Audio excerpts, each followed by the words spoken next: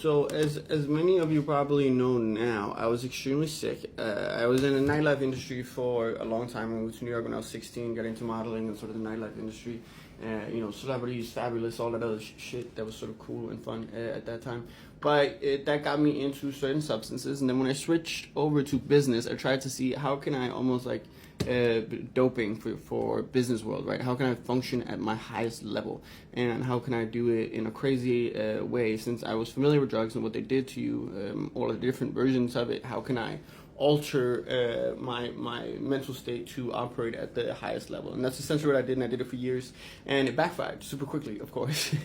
And when I was on the show, that it was at the end, and that's when it was all I was doing the most out of everything. I mean, it was very apparent. Everyone knew. Everyone around me, everyone that was working for me, everyone that I was working with, everyone knew. But since I was bringing them money, no one really cared, and they sort of had to deal with it. Either I was paying for them, I was paying. You're my employee, so I'm paying you, or you're making money from me in some kind of way without bringing in business, right? So it was sort of okay, and it was excused.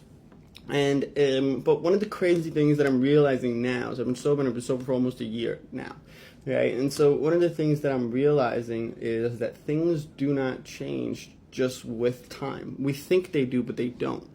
Often when you're younger, right, when you're a teenager, you say, oh, when I'm 20, it'll be good. Like, it'll be all good, right? I'm in my 20s now, and it's one of those like, oh, when I'm 40, when I'm 50, it'll be fine. I'll have money, I'll have all these things. No, you won't. You won't have any of those things if you don't start trying today. That's how time works. It doesn't just, magic just doesn't happen, right? And one of the things that I'm trying to get back to is getting up at 5 or 4 a.m. and going directly to the gym.